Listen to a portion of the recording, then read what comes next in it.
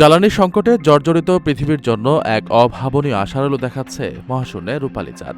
ক্রমবর্ধমান বিদ্যুতের চাহিদা মেটাতে এবং জলবায়ু পরিবর্তন মোকাবিলায় বিজ্ঞানীরা এখন পৃথিবীর সীমানা ছাড়িয়ে চাঁদের বুকে বিশাল সৌর বিদ্যুৎ কেন্দ্র স্থাপনের পরিকল্পনা করছেন।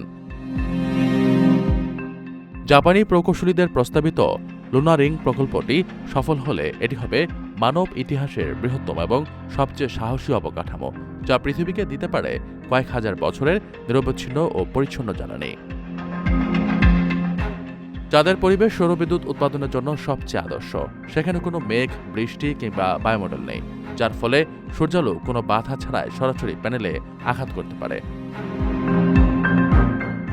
প্রস্তাবিত পরিকল্পনায় চাঁদের বিষুবরেখা বরাবর প্রায় 11,000 কিলোমিটার দীর্ঘ এবং কয়েকশো কিলোমিটার প্রশস্ত সৌর প্যানেলের একটি বেল্ট তৈরি করা হবে।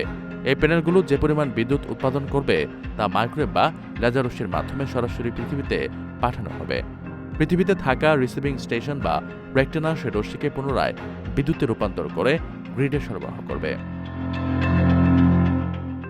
বিশেষজ্ঞদের মতে এ প্রকল্প থেকে প্রায় 13,000 টেরাওয়াট বিদ্যুৎ পাওয়া সম্ভব, যা বর্তমান বিশ্বের মোট জ্বালানি চাহিদার চেয়ে কয়েক গুণ বেশি।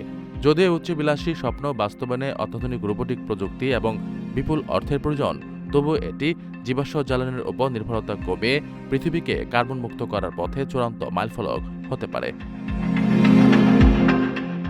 চাঁদের বুক থেকে সংগৃহীত এই শক্তি শুধু পৃথিবীকে আলোকিতই করবে না, বরং আগামী প্রজন্মের জন্য এক নতুন মহাকাশ যুগের সূচনা করবে।